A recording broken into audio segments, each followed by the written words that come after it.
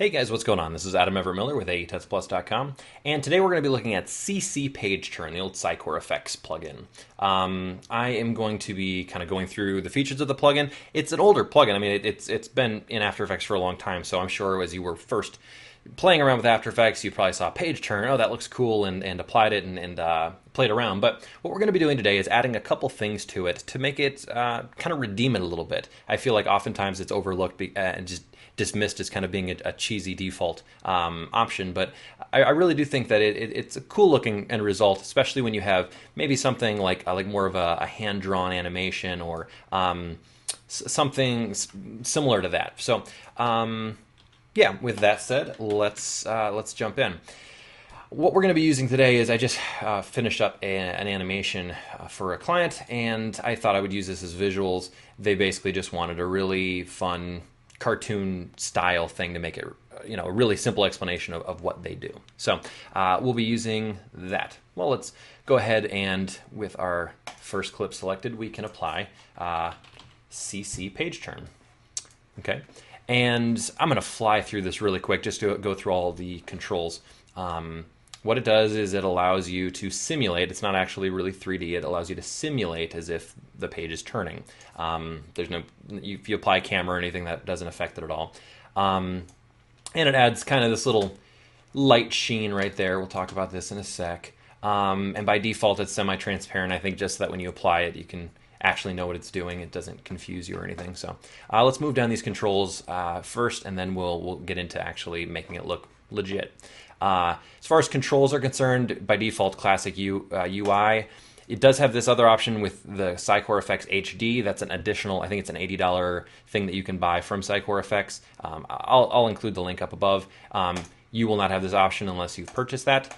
But I don't know, purchase it. I'd love to see it. But from my understanding, it allows you to actually have a point at each corner and allows you just more control of each corner instead of just doing one, as a whole for the plugin. So yeah, fold position is this guy right here. And it's always going to be right there on the tip of where the fold is. And then past this point, it is flat. Okay, and then we have fold direction. This just allows you, it's a 360 rotation, allowing you to rotate whichever direction you want to. We'll reset that back, and we'll go ahead and bring that back down. Fold radius, this is the one that I think is pretty key. By default, it's set to really be curved at kind of an unrealistic angle. I mean, as you're folding something, in the very beginning, that's fine. You're grabbing the page. But especially once you get past this point, that'd have to be that's a really hard direct turn, and then everything here is very flat. So I don't love the fact that it's like this by default. So as you adjust this, if you bring it all the way down, what that does is basically makes it a hard fold right angle. So you could use this maybe if you wanted to animate, do some like hold keyframes and like fold a piece of paper in half or something, if you wanted to. And then the further out you stretch it, the more it kind of rounds it out so that it will have a little bit more of a realistic fold to it. I will reset that as well. Light direction refers to the little beam of light here. It just applies, and that's on the back page. So as we're talking today, this side that you see by default first is going to be the front page, and then this is the back page. As the page flips over, I'm going to refer to that as the back page.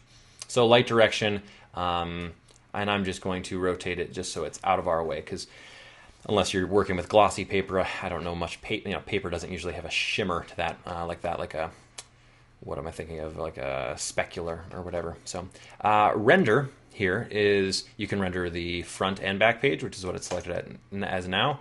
Just the back page, which is, just this back side, which would curve, and then just the front page, which seems a little bit pointless, but we're actually going to use that quite a bit here in a bit, or both. And then if you do have the back page selected, you can choose a different clip. So let's a different footage to use. So as you fold it, let me just turn the back page opacity all the way up. As you fold it, it'll go from that clip to different footage, which in this case, it's this other guy. So you can use that, and then if you have it selected to none, it's going to be a color, and in this case, you can choose whatever the color it is you want it to be. So let's reset everything already, and let's start talking about making this look, well, before we do that, okay, we're set, and I'm going to take this off. You know, when dealing with After Effects, so many people will maybe see something and they'll be so impressed. It's so very possible to achieve amazing looking results with a simple thing, and just using good keyframing, and to try to make it look realistic. I mean, really, that's what we're wanting to do, is make everything look realistic and have the animation be spot on. So a couple little examples here. You know, every time that the person stacks wood correctly, we get a little ding up here. So I had to have a meter going. Well, in between the moving into the green, I just add a little wiggle to the rotation, so it kind of looked like there's just constant a little bit of movement there on this hinge of the the dial. So then as it happens again, it'll rotate. It's a simple little movement, but it's that little detail that people are going to look at and say, "Oh, cool! Wow, that's so sweet." It felt realistic.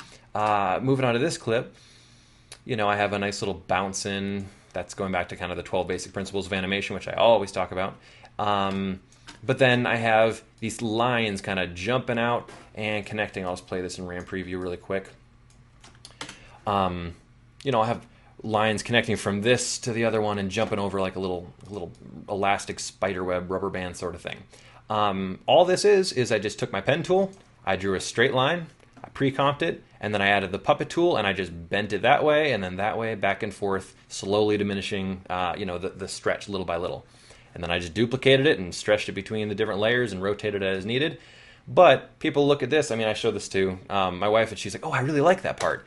Well, it's simple. It's just one layer, but yet, and people are going to love it because it's just the added extra good animation. Like that, it looks realistic. Like it feels real. What else here? Oh, and then here, you know, going from outside to a sign dropping in. I didn't just have it fade in. I didn't just have it, kind of come down and drop into the frame. I had it rotate in, so that it had a more realistic feeling. It's just simply good animation. Well, and that's what we're going to do with page turn. Is we're going to animate it, but we're going to do it in a way that is going to make it feel more realistic. So let's go ahead and turn page turn back on. And before we get to that, the first thing that we want to do with this is we want to make it look as real as possible. So I don't know a lot of transparent. We're not going to be working on an overhead transparency, so let's turn the opacity all the way up. I want to get rid of that shimmer because we don't want glossy paper, so we'll rotate it so the light direction is going to be gone, which that works right there. Okay, and then we're going to want to keyframe this. So we'll start down in this position. I'm just going to set a keyframe for our full position, and then I'm going to hit Shift, page down twice, and maybe I'll do it once more, and then I'm going to move it up. If I pull it all the way off, there's your nice little wipe. I'm gonna bring it to the middle here first, okay, and then I'll hit U to bring up keyframes. Get rid of that one. That was an accident. I'm gonna hit Shift, page down 3 more times, and then I'm going to completely pull it off. Okay. Now there's a problem here as I'm pulling off this. If we were to actually be pulling a page, we would grab the corner here and it would pull, and this is all fine, but as it moves closer to the end here, this isn't realistic. You're not going to have this beautifully hard edge here when, in theory, the page is connected right there. At this point, it would rotate probably a little bit down, because really by the time you get to the end, assuming that's your edge, it would be more like an actual page rotating. Now over here, that's going to feel more like you're rolling the paper up into a diploma or whatever. So what we want to do is we want to actually animate this full direction as well. So let's start with it reset here. Okay, so full direction there, and then by the time it gets to there, let's maybe have it go down a little bit, and then by the time it gets, I'll hit U again to bring all that up. By the time it gets completely out, oops, I need to drag this out. By the time it gets completely out, I'm going to want it to be pretty much straight across, and then I'll pull it out the rest of the way. Okay, so now we're left with more of a realistic turn. Let's just look at that in real time here, and I'm imagining this might be a little too slow, but this is just kind of, we'll speed it up when we need to actually see when we want it to actually look realistic. But this feels pretty good. It feels more natural. A thing that's hindering a little bit is that we do have that hard edge right now, which doesn't feel 100% realistic. So let's go ahead and we'll start with that. That's fine. And by this I mean the hard edge. I'm talking about the fold radius here. We'll start with it at 50. By the time it moves up to here, let's maybe widen it out a little bit to about there. We want it to curve in and come out because that is a more realistic page turn than where it started at 50. And then by the time it gets to the end, we're going to really widen it out. Oops, where are we now? Fold radius. Let's just really crank it out. Okay, because the page is almost going to be coming right at the camera at that point. Now it might mean you need to pull it a little further, which is totally fine. But okay, and then let's look at that. All right, sweet. Now it actually feels like the page is kind of coming out and actually turning a little bit, which is cool. Okay, so we have this. I have a little paper texture. I'm just going to drop below everything that I'm working on. Oopsie, let's grab the white linen paper. I'm going to drop it right here. That'll just allow me to kind of differentiate my background, and I'll scale it down into place. Okay, so I have my sheet, and I'm pleased with that. Let's get the animation. Let's get the speed how we want it. I want to maybe easy ease these first keyframes. So I'm going down to layer. I'm sorry, trying to find it in keyframe assistant. I never find it in the menu. I just right click, but you can't see it here. But keyframe assistant at the bottom, easy ease, F9. I don't know if I have global keys turned on here. Let me try F9. Oh, it worked. Okay, lovely. Sometimes with the Mac, I forget if I have it set or not. So yeah, selecting your keyframes and hitting F9 will bring up easy ease, which means it'll ease into rotating, which will be nice. And then let's go ahead and speed up everything. So selecting all of them, holding down Option or Alt, we can drag the furthest one over. And this will make the whole thing happen a little quicker. Let's see if this feels real. Might be a little fast. Yeah, a little fast. Let's drag it out just a bit more, and then that one there. Okay, and I probably shouldn't have done that. Okay, so slowly pulling off and going. Beautiful. All right, so now let's do this. Let's take this same animation that we have right here, front and back, and I'm going to copy the CC page turn, and I'm going to paste it onto this guy. Okay. Except I want to actually see the clip. So I'm going to make a little bit more room for myself to work here. I'm going to bring it over, and I want to offset this just a hair so that as this one goes to turn, this one's going to be coming in right behind it. Okay. And for the sake of this, just to make it a little bit easier, let me change the background page color. I'm going to change it to none, and I'm going to change this color to yellow. Annoying color, I know. And this one, I'm going to change it to red and change it to none. Okay, so now as we're looking, red. Oops, let's make it dark red. Okay, so we can see our problem here. We have two going, and it looks cool, but then as soon as we get to a point, this first one is over this one. So that's an issue, because we want to make it look like we have two pages turning, which would be something we'd see in an actual book, which would be fun. Well, that's where this front and back is going to come in. Well, first off, let's make sure that we're kind of pleased with the animation. One's going and the other one's kind of going right behind it. All right, so it doesn't look so forced and rigid. Let's maybe just separate. We'll bring them back a little bit. Coming right afterwards. Let's maybe drag these guys over. And then, do I have my fold radius? Okay, keyframe there, I thought so. I need to do the same thing with this. I must not have had that one selected. Okay. Okay, and so I'm just gonna slightly offset this a little bit so that it's gonna feel just a little bit different, so it doesn't feel exactly the same as the other one. And just for the sake of this, let's even alter the the page rotation a bit as well, so that it will start there, but then it won't feel exactly the same. Okay, so the next step is we need to solve this page over the other page issue. I'll back it up just a hair to make sure it's the same. Okay, so yeah, let's do this. We have clip 2, so clip 1 is on top. We have clip 2 here in the middle. Let's do clip 2, hit enter, and rename this to front page. Okay, and then duplicate it, Command D, and we'll call this one back page. Okay, and on the back page, I'm going to set that on top of clip 1, and with this one, I am going to have render just the backside. Okay. And what that's doing, if I solo it, that means that I'm just seeing this red backside. And for the clip 1 or clip 2 front, I'm going to say render just the front page. Okay, so now as I rotate it, I'm going to get exactly what I was looking for here. And I'll turn the red and yellow off here in a second. Okay, so feeling pretty good. All right, let's bring this last clip in here. And I'm going to do the same thing. Let's go ahead and grab my keyframe. I'm sorry, let's actually just grab the plugin as a whole. And with this one, we don't want to have front or back. We just want to have everything. So we'll grab it from the middle clip because we didn't do any front or back rendering. And grab CC page turn. And we'll paste it right in there, hitting U to bring it up. And so we have page turn, and then we'll throw another page turn right there as that's beginning to happen. I'm going to move it down just so that it looks like there's some animation happening. Okay. So the last page turn is happening right here. All right, so with this one, I want to have it flip up, but then I'm going to have it kind of settle back down again. So let me lock these guys all into position here. Oops. It looks like they're not all perfectly even. Okay, that means that these aren't all perfectly even either.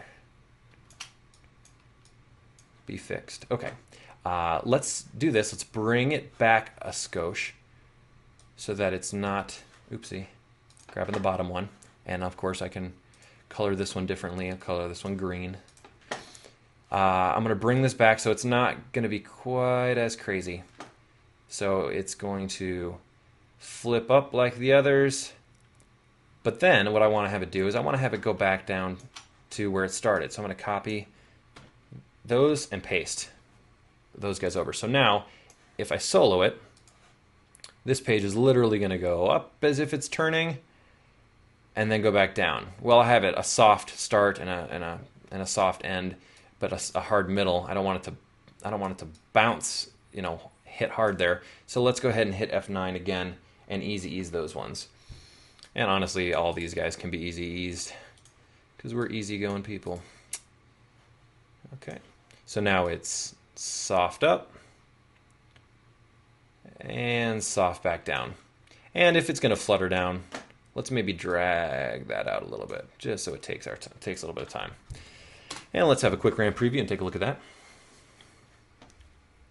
Up and down. Okay, good. Well, we can unsolo that and take a look at everything as a whole. How's it feeling? Turning, and back. Cool. I'm pretty pleased with that. I think it looks a little bit more realistic. All right, so next thing to do, we have our movement down. Well, first next thing to do is get rid of this color. So let's make sure that it is what it's supposed to be. The back of each clip is appropriate. So we'll take the back page here and make it clip 2 back. Okay, and probably should use still images instead of animations. Hopefully that's not too distracting. And we'll make that clip 1. Okay, so now we actually have all of the pages are what they are as they flip. Okay, well, if you were to have animation, or if you were to have pages turning, this feels a little sterile, almost like the environment's too perfect here. It feels a little, maybe a little simulated. So what we're going to do is we're going to add some shadows. Let's just start with our first page here. I'm going to get rid of these other two. So I'll get rid of this second, the back of that page, and I'll get rid of the front of that page, and I'll get rid of the last one. So we're just going to look at this first page. And what I'm going to do here is I want to add a shadow as it's peeling up. I want there to be a little bit of a shadow behind. So I have clip 2 front. I'm going to actually do the same thing. We'll get to it in a second why we're doing this, but same thing I did with clip 2, how I separated the front and the back. I'm going to do the same thing here. I'm going to do a clip 1 front, and I'm going to duplicate it and do a clip 1 back. Okay, and now I need to go in and establish that front is just the front part, front page, and back is just the back page right there. So soloed, that's the front and that's the back. All right, so now with the front, I'm going to duplicate it again. Okay, this one I'm going to call, oopsie, clip 1. Try to stay with me if you can. Front shadow. Okay, and actually I'm going to go shadow 1. Man, I'm getting confusing, aren't I? I'm going to apply a fill. So let's just solo this guy. So we have clip 1 front. Let's grab that. And then we have clip 1 shadow. Maybe I should make a little bit more room so y'all can see the titles. Clip 1 front shadow 1, because there's going to be a shadow 2. I bet you saw that one coming. And I'm going to want to drop the shadow below the front. Okay, so now I have the shadow, and on it I am going to apply fill, because he's a good guy, Phil. All right, so I have fill. Let's apply, if I take this solo off that, well, if I take this, just so you can see it, it's all red, so as it animates, the back is peeling off and it's all red. Well, let's make it all black. Now you can't see what we're looking at, so we'll turn on alpha. So now it's all black. We're going to fill it so it's perfectly right behind the other guy, and then we're just going to add a nice fast blur. Fast blur because it blurs fast. And I'm going to, let's crank it up. I want to add quite enough. Let's go, yeah, maybe 300 with it. Okay, I just want to add a nice presence there. If I add the, this guy, so you can see it, the paper texture, just adding this nice soft shadow there is good. And I can even tone the opacity down a little bit, let's say to maybe 50, okay? So it's just going to add a little bit of a presence as the page is turning.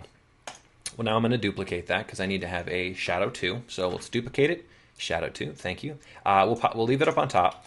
And with this one, I'm going to tone the shadow back a little bit. I'm going to do 150. And I'm also going to increase the opacity to back to, well, let's maybe go 80%, maybe not fully 100%. Well, why am I doing this? Great question. Thank you so much for asking. I'm going to explain it. As we look at ambient occlusion, which is a huge thing in 3D renders, as you can see here on shadows, it's really dark. The closer you get to the object, the darker the shadow is going to be. There's still a presence out here, but as you get in close, it's going to be really dark. Well, that's kind of hard to simulate in After Effects, and so a lot of times we kind of have to cheat and fake it. You know, you want to have a presence down here, but you want it to get darker the closer you get to the actual object itself. So that's kind of what we're trying to simulate a little bit by doing this, is we have a strong presence out, you know, a faint presence out here with, you know, with this overall, let me just turn them on little by little, with this overall light shadow, but then we want to have also this darker inner shadow just to make it feel a little bit more realistic. Again, it might seem simple, but it's these little things that really make that look like a realistic page turn.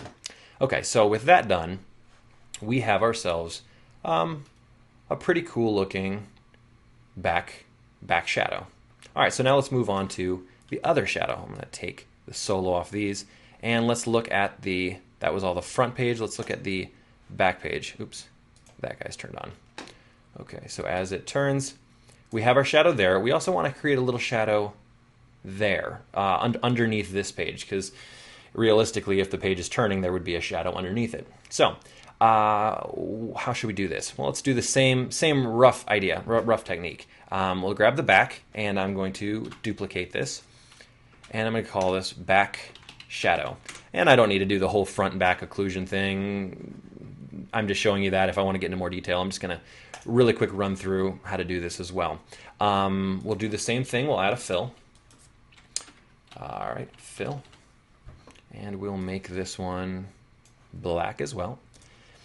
Now with this, we're going to run into a little bit of an issue, because we go to do our fast blur, and I'll drop it below the back. Okay, and I'm going to turn off our other shadows. Okay, as we drop it below and we crank it up to, let's say 200, which is right between 150 and 300 ish, we have our nice shadow there, which we like, but then it also is giving us another shadow there. So you say, well, why don't we just do that in the first place? Well, you can. However, I don't know. It didn't look as nice as the as the other way. So I have basically a quick method for getting rid of this back shadow. It allows us to do it separately and have a harder shadow there because literally that the page is touching the other page, so we want to have control and separate this shadow from what we're about to do here, because at no point is the page peeling off directly from the page. It's never going to be quite that dark. Not that I made this one that dark, but so what we're going to do with this one is we like this shadow, but we don't want that. So how do we solve that? Let's come and we'll grab our clip 2 front. That is nope, not clip 2 front. I'm sorry, clip 1 front. Where are you? I'm starting to get lost in my own comp. Clip 1 front, soloed. It's just this guy. What I'm going to do is I'm going to duplicate this one, and I'm going to do clip 1. I'm going to call it clip 1 matte. Okay, and then let's apply a fill again because we want to fill it with black.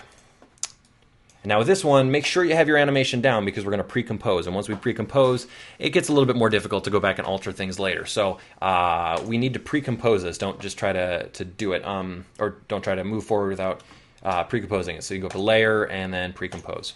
And we want to move all attributes in New Composition. Oops, we'll just leave it titled Clip Matte right there. So what we want to do is we want to grab this black shadow. We'll drag it below the matte. And then we're going to just create a simple track matte. Let me unsolo these guys. Let me get rid of what we don't want to have showing. Get rid of the backside. So with the black shadow selected and the matte above it, we can go to track matte, and we want to do alpha matte, or alpha matte with clip 1 matte. And what that's going to do is it's going to use this hard information, that hard line, and it's only going to show shadow where there's something. Since we did alpha, wherever there's alpha, it's going to cut that off. So that means it's going to cut off that blur. So I'll kill that. That was showing the black pre-composed. So now I have a nice soft shadow on this side, but I have a hard edge on that side, and I don't see the shadow on the back side, which is pretty cool. All right. The other thing that I'm going to do to this, and the reason I probably should have done this other step first, I'm just going to grab everything, minus this paper, and let's turn everything on, okay, everything minus my matte clip, because I don't want that. As this last page comes up and then settles back down again. One weakness here is that it settles perfectly right into this corner, and especially for the last couple frames here, as we see it kind of just fall right, perfectly pixelated right into place into that corner. I think that's a little bit distracting. It's like, okay, it just seems super perfect and right on the money. So one thing we can do, if we can afford to, with this one I can't all too much, but I should be able to do it all right, is we'll grab all the clips, and I'm just going to scale it up a little bit. If this means you need to add more edge, add more white space around your subject, do that. But just scale it up to, let's say, 110 or 110%. What that's going to do is it's going to mean that your turns are happening outside of frame a little bit. And what this does is it kind of hides the fact that it's still there. It almost looks like, okay, this is actually a camera shooting a page turn, and we filled the frame as best we could, but you're never going to perfectly land right in that corner. So by just zooming in a little bit, you can see all the turns are going to be happening kind of almost out of frame. And when you cut off some of that perfection, it says, "Hey, I'm so good. I have extra animation to spare. Look at it; it's not even fully on the page." So it happens, and then it kind of floats back in, but the corner falls off. Why did I zoom and why did I save it for this step? Well, we do all this, but now undoing everything and going back to just our shadow here in the beginning, what I want to do is select all there. Let me get rid of everything but our shadow. So get rid of all of clip 2 stuff and all of clip 3 stuff. Okay, so the other thing is that I have a hard shadow, right here on the edge, but then that shadow also is right along that edge, and it goes all the way up to this edge. What I want to do is I want to grab my clip 1 back side shadow, and I'm going to just scale it unevenly, or without doing it as a whole, by doing scale here. I want to just grab this and squeeze it down to the frame. And what this is going to do is it's going to soften that edge. As it kind of goes, it's going to taper off a little bit more. You can see what it was, hard and hard, and by me squeezing it down, it's going to just soften a little bit. So then the further to the edge it gets, the more it's going to soften and look more realistic, like it's creating more of a shadow here than out there. Slight thing, but I think it does pay off.